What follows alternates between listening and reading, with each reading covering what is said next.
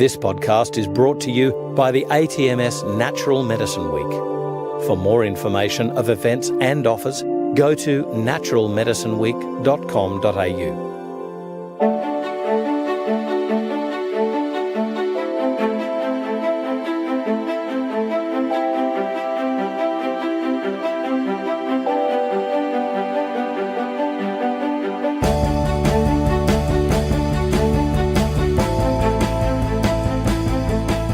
This is FX Medicine. I'm Andrew Whitfield Cook. Joining us on the line today is Carla Wrenn, who's an integrative naturopath, herbalist and homeopath. Consulting since 2001 after graduating with a Bachelor of Health Science in Naturopathy, Carla is a passionate learner, completing postgraduate studies in integrative oncology, autoimmune diseases and functional medicine. As the owner of Peninsula Herbal Dispensary and Naturopathic Clinic, Carla works with a team of 10 who love providing acute care naturopathy and allied health consultations for the Mornington Peninsula community. Carla's time is spent consulting in the area of complex and chronic diseases, especially oncology. Recently, Carla has travelled Australia, training over 100 practitioners in her course, Vitae Mosaic, Naturopathic Functional Medicine, a unique and holistic framework for practitioners to more confidently and effectively treat complex cases and manage chronic diseases. Welcome to FX Medicine, Carla. How are you? Great. Thank you, Andrew. Thank you for that introduction. Now, that was a tongue tie, but I guess let's start at the beginning. What are you mainly passionate about? Okay, I'm super passionate about changing the face of chronic disease in Australia. I just think the stats on the kind of conditions that patients are experiencing, and not even patients, I guess Australians as a whole, are becoming more and more complex. You know, the stats are suggesting that people are dying of multiple, not even just one chronic disease. And so many of those things are preventable if you have a system like we have, or strategies like we have as naturopaths and integrative practitioners to really help these patients understand their health and change their health before it gets to that serious stage. Okay, but how can functional medicine principles and naturopathic philosophy revolutionise these complex chronic conditions? Look, I think that the model that we learn as a naturopath at college, certainly how I learned it, offers great ways that we can work with these patients. But as I was going through my practice, I began to see that these sicker and sicker patients required more skills than perhaps what I'd learned in college as a way to analyse and really break down what was going on with their whole system rather than just looking at the symptoms. And I think functional medicine offers a really good model that we can better help these patients with their complex conditions. Can you give us a comparison and contrast of what is functional medicine, what are functional medicine principles and against the naturopathic philosophy? Sure. I think this is a really good thing to sort out because I think there's a lot of misunderstanding about what functional medicine is. I want to read you the definition so we can be really clear on what it is. Does that sound all right? Yeah. So the definition of functional medicine is a model that's individualised and patient-centred. It's a science-based approach that empowers patients and practitioners to work together to address the underlying causes of disease and promote optimal wellness. It relies on a detailed understanding of each patient's genetic, biochemical, lifestyle factors and leverages this data to direct personalised treatment plans that lead to improved patient outcomes. So by addressing the root causes rather than the symptoms, practitioners can become orientated to identify the complexity of disease, and they may find one condition has many different causes, and likewise one cause may result in many different conditions. And as a result, functional medicine treatment targets the specific manifestations of a disease in each individual. So it sounds really naturopathic, and I think that's something that I like about it. But I think the difference, if we really want to compare and contrast, is as naturopaths, we have great philosophies. We have great herbs. We have great understanding of nutrition, and we have great dietary tools. But sometimes I think what we lack is a really good system to analyse how we're going to utilise those tools in the patient. And that's where I think functional medicine steps in. I really love Dr. Mark Hyman, and he has a cool definition. And he says it's a difference of thinking. Functional medicine is not a new modality. It's not a new specialty. It's not a new technique. And it's not about testing. It's not about supplements. It's really a new way of thinking about the puzzle of chronic disease and how we get sick and how we get well. And that idea really inspires me because I see so many patients who are multifaceted and polypharmacy, desperate, chronically ill. And if we don't know how to break apart that case, it's very hard to know which of our naturopathic tools we should use to actually treat the cause and not get stuck in a cycle of symptom prescribing, which I think is happening too much in Australia. Yeah, I think, part of the whole chronic disease epidemic, including the obesities, the cancers and things like that, I guess I'm sort of favouring the cardiovascular or cardiometabolic sort of diseases here, is the word convenience. Medicine has become convenient. Pills have become convenient, just like going to the supermarket has become convenient rather than growing our own vegetables. This whole word of convenience is a real dangerous one. And I think there's also that difference with population versus personalised medicine. So is this where you employ this naturopathic medicine philosophy about looking for the patient? Yeah, definitely. And I think having a system around how to do that, because I think it can be very overwhelming when a patient comes in, particularly, when you're a new graduate. And I've spent a lot of time with a lot of practices around Australia now talking about this very topic. And new graduates are seeing that and we might all remember this stage. You get a cardiovascular patient and they might present with blood pressure, and at college, elevated blood pressure, and college, they give you a great way to analyse this case, what are we going to prescribe for them? But when the patient comes with elevated cholesterol, blood pressure, menopause, obesity, depression, type 2 diabetes, we don't necessarily have a system of how we're going to figure out what's going on, because you can't just prescribe something for every one of those diagnoses, which I think is sometimes what patients are looking for and what practitioners are doing. And I think that the skill is to be able to work out where the systems are going wrong across that whole case, so we can just prescribe, my rule is 3 or less supplements, but really well chosen for the right period of time, move on to something else. David Carcelane, he's actually written some research, and it's looking at naturopathic treatment, truly personalised. And what he was saying was you can have exactly the same condition in 3 different patients, let's say, and the treatment can be maybe not totally and utterly different, but it can be vastly different. And the thing is that you are truly personalising your treatment regime or regimen for that particular presentation in that particular patient. So it goes against the grain of population medicine. And I guess the sort of the thing is, we have lost that personalisation of medicine in the medical system that we have now.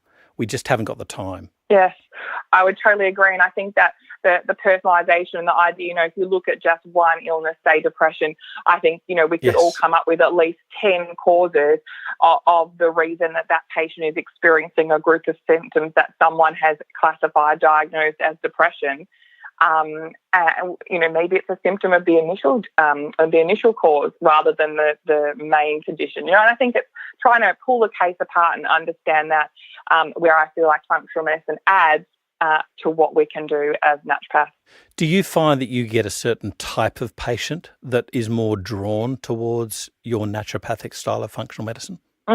Yes, I made a decision, maybe an accidental decision, a number of years ago when I was working at the dispensary before I owned it. I worked with a lovely practitioner called Karen Jackson, and Karen started to call me the scientific one, and I wrote on my business cards, I love the complex cases.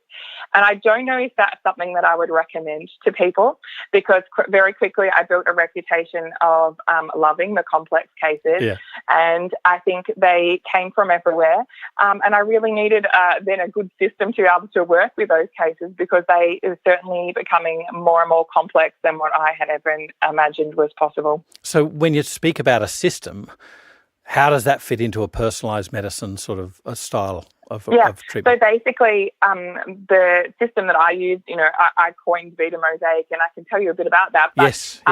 Looking at using some tools to make sure that we catch the whole patient's story. So I guess that's where that Vitae word comes in. Vitae can be defined as the course of one's life, and then mosaic is a picture or a pattern, all the little tile pieces. And I wanted to pull them all together. I'm a real visual person, so I guess when I use the word system, what I'm talking about is is how can we capture as much information about a person's whole life? So that means it's very personalised, because I'm asking questions not just about what's happening to them now, but going back and back further. And, we use a timeline. So some colleges I found around Australia seem to be teaching about timelines, but I certainly didn't learn about it when I studied.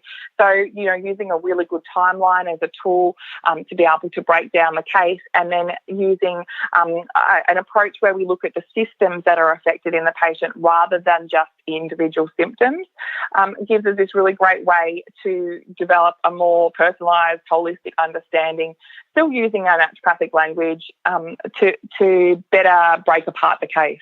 Am I picking up that you've always been this sort of systems approached mentality when you were a child? Like, what's led you to become this way? I think I'm a visual person, so I was imagining these cases like pieces, and I was looking for the missing picture, and I guess that's where the idea of mosaic came in. But, I had been consulting at the time probably for about 13, 14 years, and I thought, these patients that I'm seeing and also their families are accessing great standard healthcare. They're even seeing other complementary medicine practitioners, but they're actually getting sicker. I saw this in my family as well. My dad has a typical complex case, and he wasn't getting better. His medication was continually being increased. So I kind of thought, how am I going to learn more about how I can help these patients? And I found I was reading the information, as we do, go home after we've seen the patient and just start reading anything you can. And I was reading things from practitioners like Dr. Mark Hyman and Dr. Lisa Ashler and Dr. Amy Myers.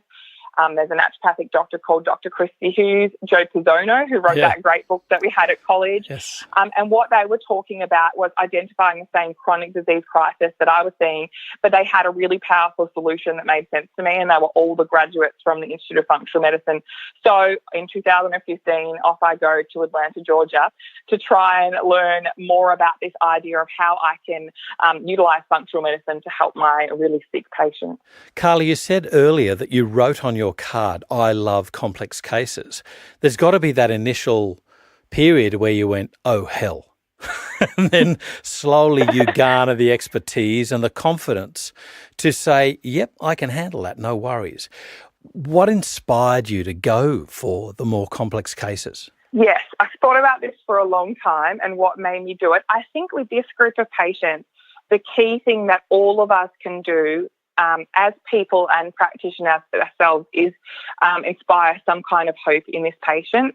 And maybe you don't solve the case or crack the case or find all the pieces in the initial consultation. But I think whether you spend 45 minutes, an hour and a half with someone, you can learn a lot about what's going on. And if you can capture what their goals are and offer a direction, it even may be, I'm going to do some research for you and I'm going to get back to you in the next 48 hours. You're giving someone hope, because so many of these patients have been to so many places where in 7 minutes they don't feel like they're going to get better, that someone's doing any work for them, that there's any hope. And so I think even if you're just starting out, looking at ways that you can give your patients hope, and I guess that's what I just tried to do. I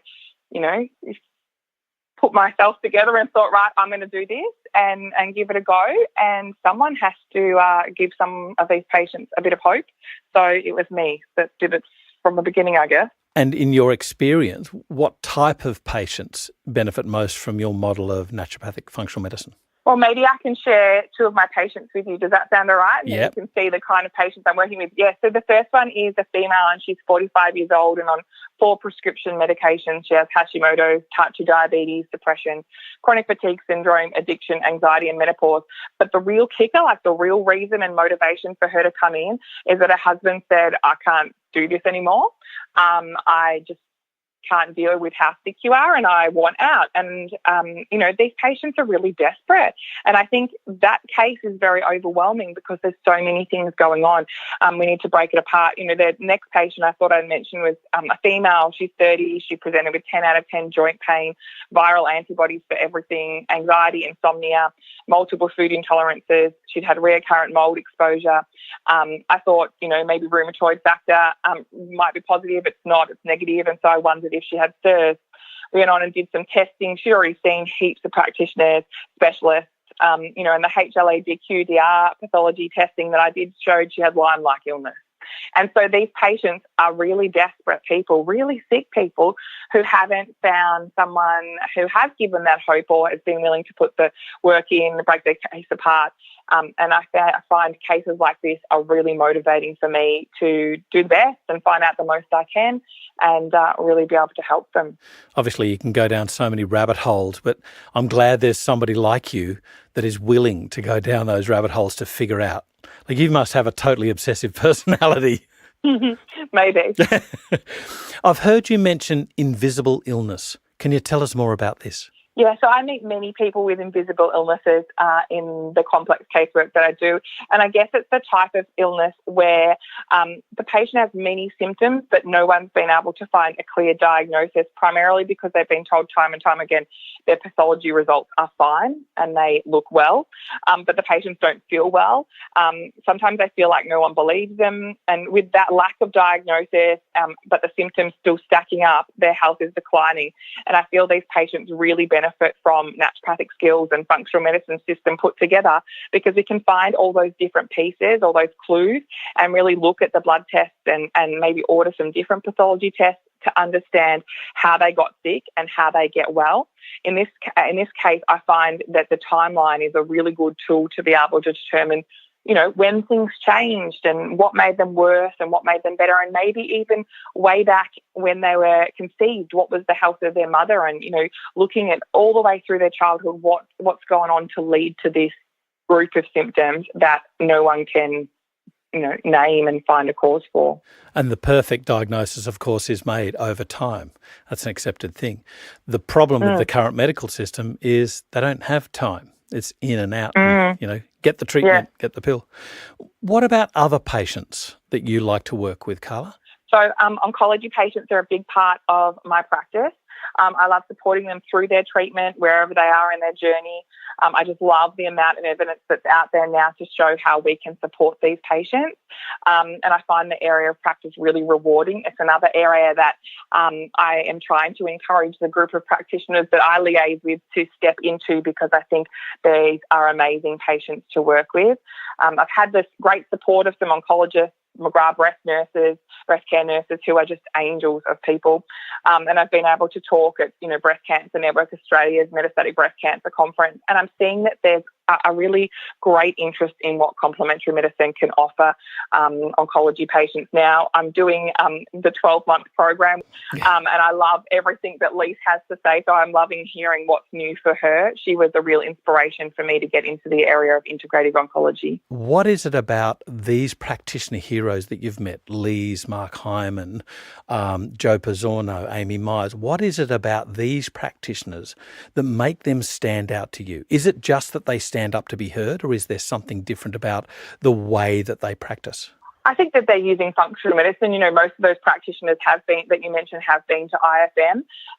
And I think that they're also standing up for what they believe in and are really open with their knowledge and interest in sharing what they've learned, which is, I think, a key skill if we're going to, combat what I would like to think of as a chronic disease crisis in Australia and perhaps in lots of other parts of the world. We have to be able to stand up as practitioners and talk about our successes and our failures and our learnings from them, so we can all grow together to be able to help these people better.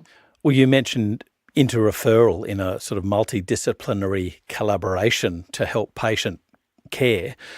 What have you learnt from the 125 practitioners or so that you've now trained across Australia? I've learnt we're an amazing bunch of people.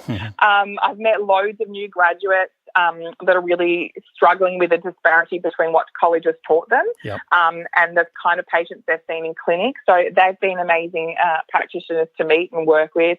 And I've met a lot of really successful business owners.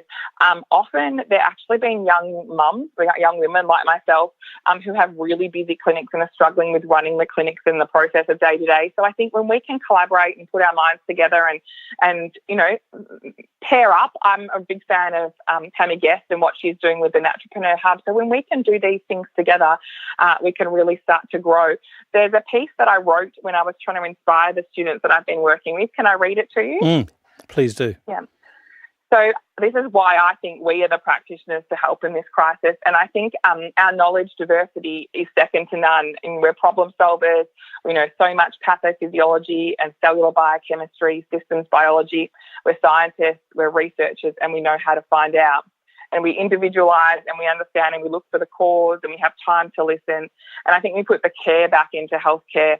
And I think we do so much of this without providing just symptom relief. We also help to address the cause and do no harm. And I think we bring hope. And, those are pretty amazing things that we can do as a practitioner in one consultation.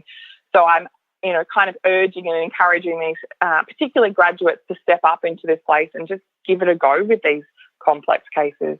Do you find a difference in rural versus urban practices as you move around the country? Yes, I'm very strong on the idea that we need to, support and encourage those practitioners in rural areas, because I do find they have very busy, big practices. Yeah. If I was going to look to set up another clinic and another version of my Peninsula Herbal Dispensary, it certainly would be in a rural area. I can think of, there's an amazing practitioner called Christy. Her details are under Aussie Naturopathy Trades Under, and she's going out to some really rural areas. There's a great practitioner, Carla Wrenn. She is in Wangaratta. These kind of areas have, many, many, many sick people and just perhaps don't have the same level of healthcare as we might expect in the city. So from a business point of view and a professional enjoyment point of view, I think rural practices are such a great place to be. And what can you tell us about collaboration? This is often not discussed, and when it is perhaps poorly discussed, this sort of collaboration that's needed, indeed it's vital, collaborating with orthodox medical practitioners. We're very fearful of it because we're not included in the standard healthcare system. What can you tell us about how to collaborate and, where we need to go for the future of naturopathy in Australia? Yeah, I think when dealing with this complex patient group, and particularly with the integrative oncology patients, I basically had two choices. Pull my big girl panties on and just collaborate and communicate, maybe communicate more than collaborate in the beginning, or just try and keep to myself and be afraid. And so I just did it, write a really good quality letter, get one of your practitioner friends to check it if you need, have a good framework to write your letter in. And it's one of the things that I work with the practitioners that I've trained to try and make sure they have a great letter, and just write what you're doing and keep it as short and succinct as possible and open those lines of communication. I've only ever had one bad experience. I've had lots of positive experiences, and sometimes I don't hear anything back, which makes me feel like I'll just go ahead with what I was thinking then. And this collaboration, I think, means that we can better address the complex crisis that's going on in healthcare. One-on-one, I can't see every patient, and, we need to be able to collaborate to help grow what we can achieve together as an industry.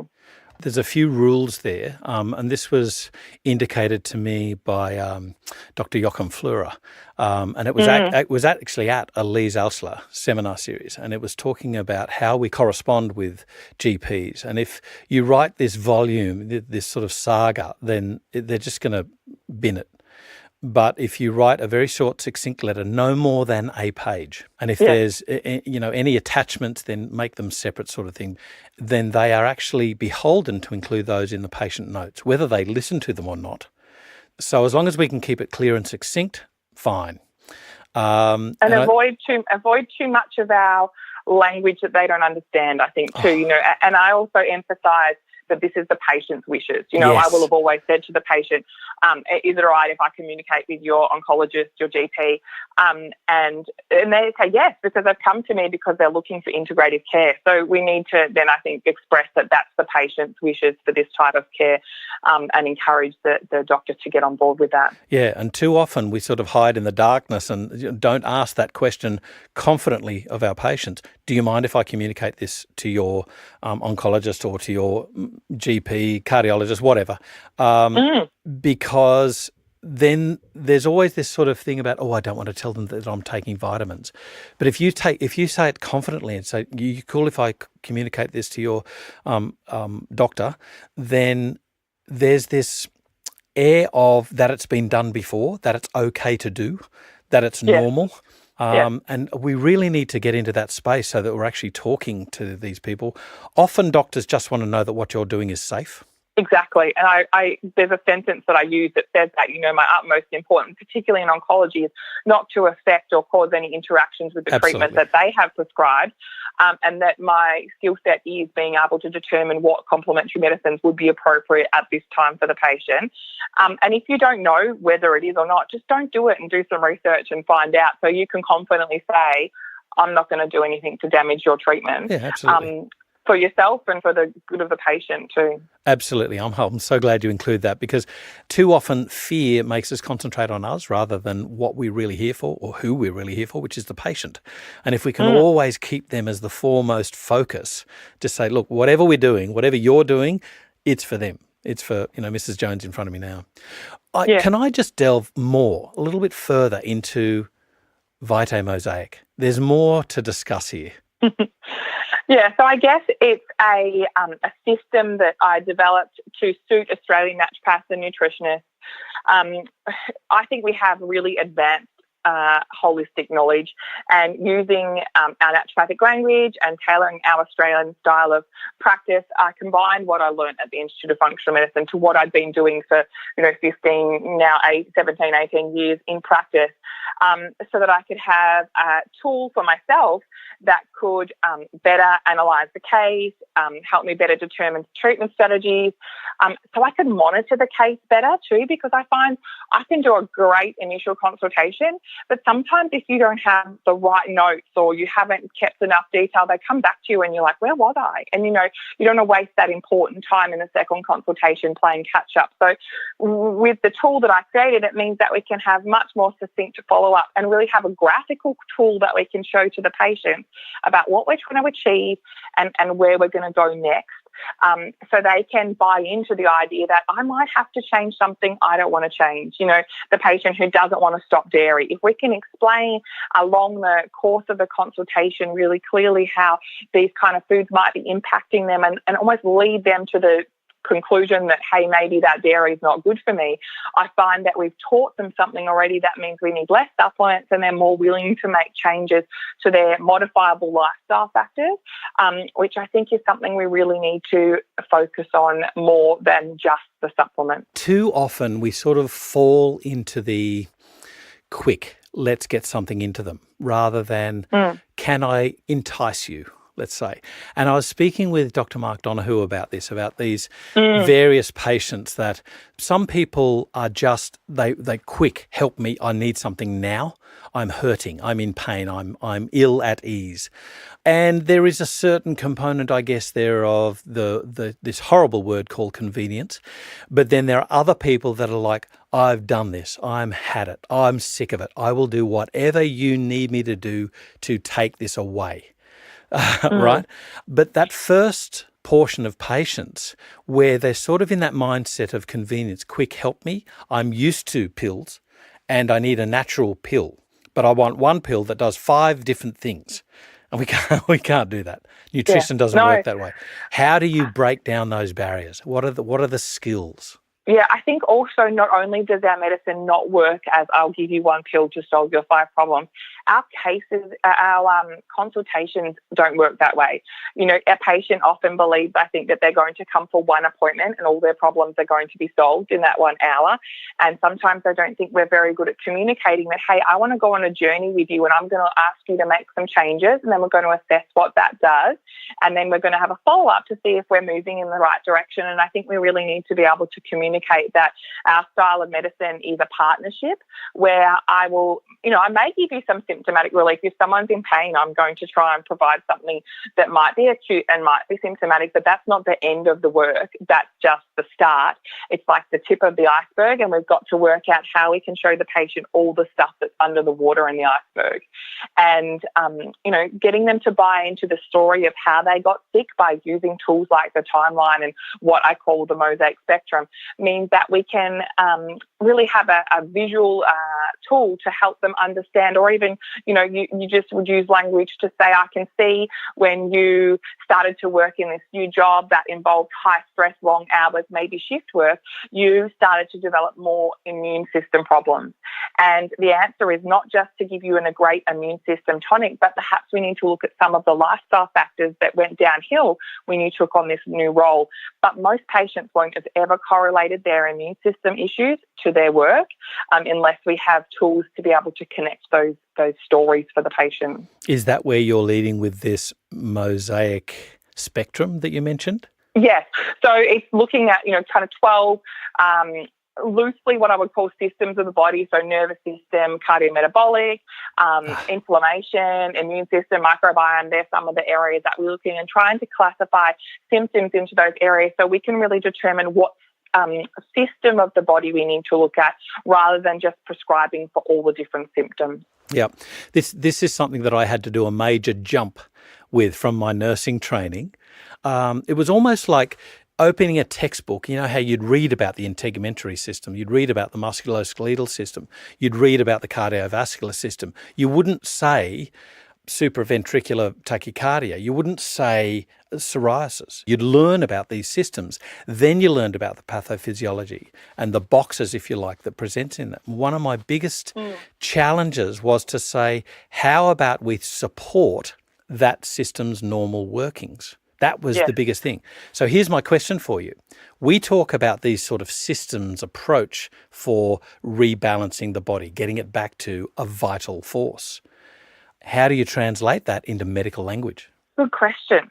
I think for my patients, I'm really trying to keep it simple because I feel like one of our biggest jobs is to teach the patient as a way of treating them so they can understand their health better. And I think sometimes if we become too medical with things, it confuses them even more and it makes that complex seem even more complex.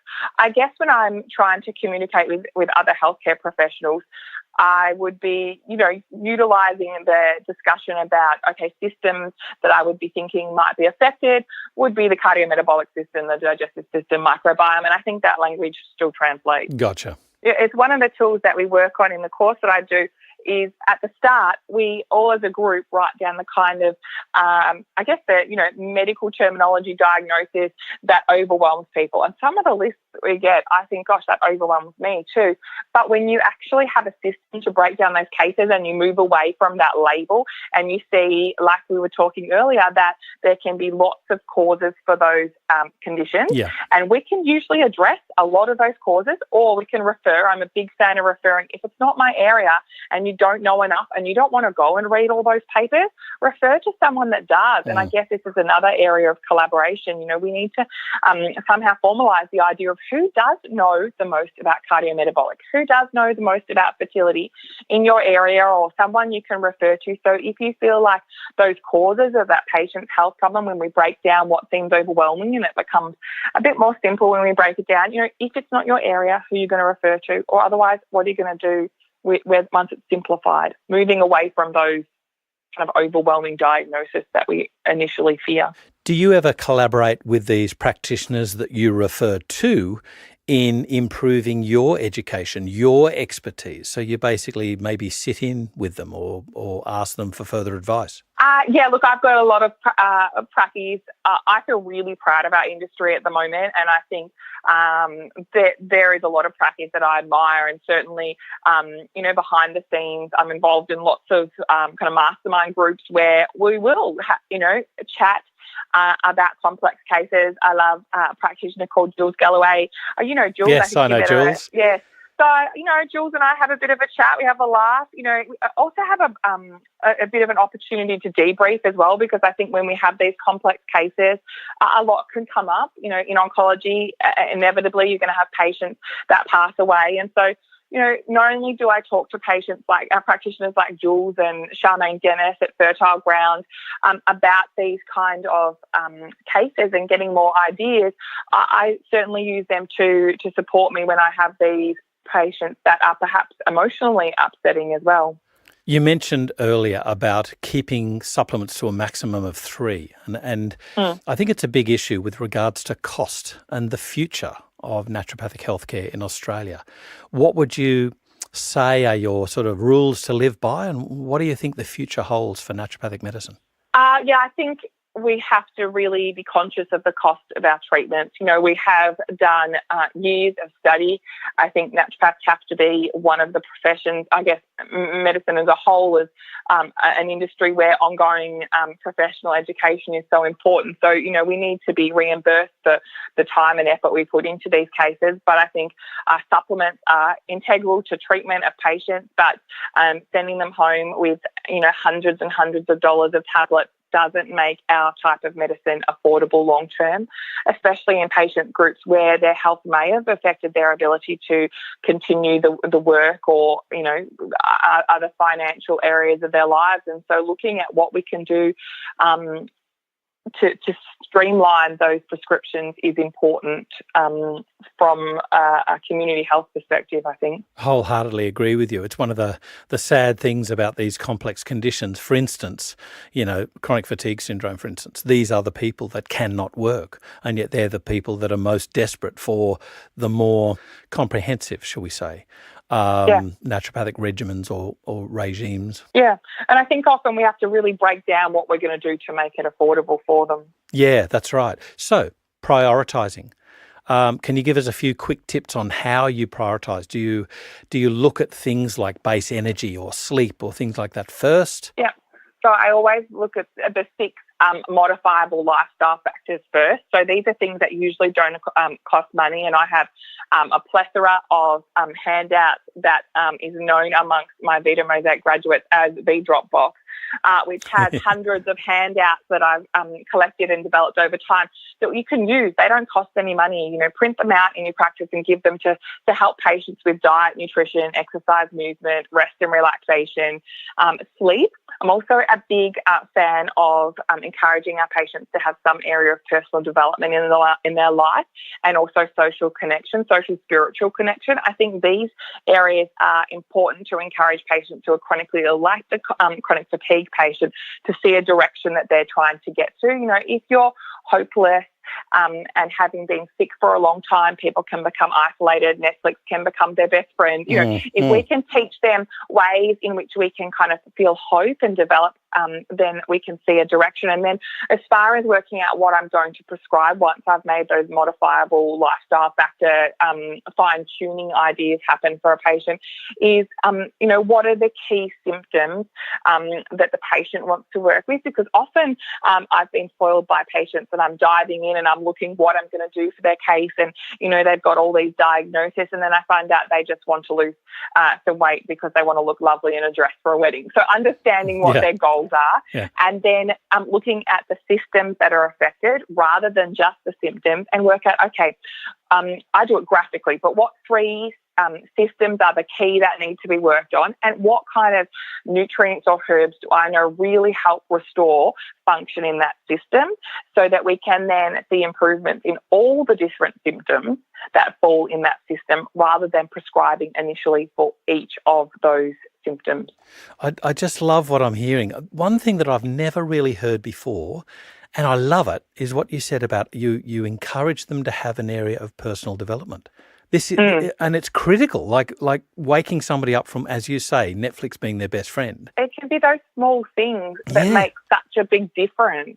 One patient I had, she had chronic fatigue syndrome, and, that young 23 maybe, so it really affected her uni qualifications, her friendship groups. If you have chronic fatigue, you probably lost a lot of your social circle. And she's back home with her mum, and she's watching Netflix all day. And we had a chat about, what were you passionate about before you were sick? And she said, I was really passionate about a range of organic baby children's clothes that I'd made. And I thought, well, this is really interesting. Wow. And I said, well, what part were you up to? And she's like, well, I need to create a website platform to sell these on.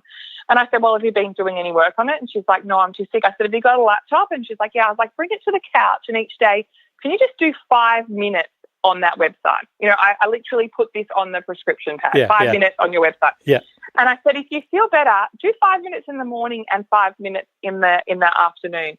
And it was a couple of consultations afterwards, and I was in our beautiful dispensary, and I'm there mixing her herbs after the consultation. And she comes around the counter and she has her iPad and she shows her iPad to me, and on it is the baby website that she's created.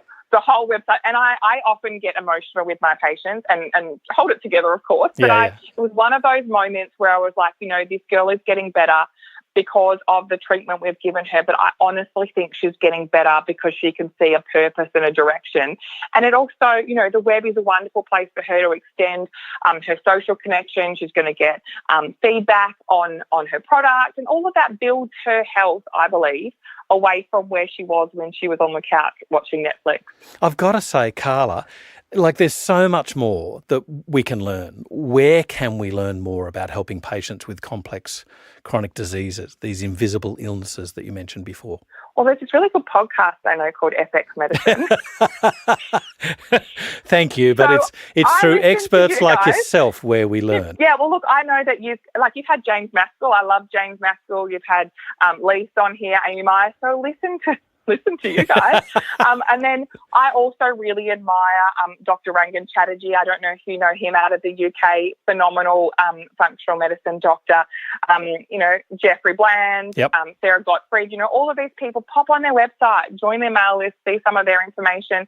And I think, we need to do this together. So pop on my website, and get in contact, because I think there's lots of, if you're interested in women's health, then I would say, learn more about Cara Fitzgerald or Aviva Rom. These are practitioners that specialise in that area. So, I'm open to the communication to point practice in the right direction if they have a particular specialty. And then, of course, I wanted to continue to collaborate with the practitioners through my course, because I think together as a unit, we've strengthened what we're doing, rather than just being in practice doing that one-on-one consultation. If I truly believe that I want to change this complex health crisis or chronic disease crisis in Australia, I can't do it by myself, and we can't do it by ourselves at the dispensary. So the more we can group together and have systems around how to help these patients, the more success I think we have, at changing what's going to happen for patients who are perhaps some of the sickest in our communities. Where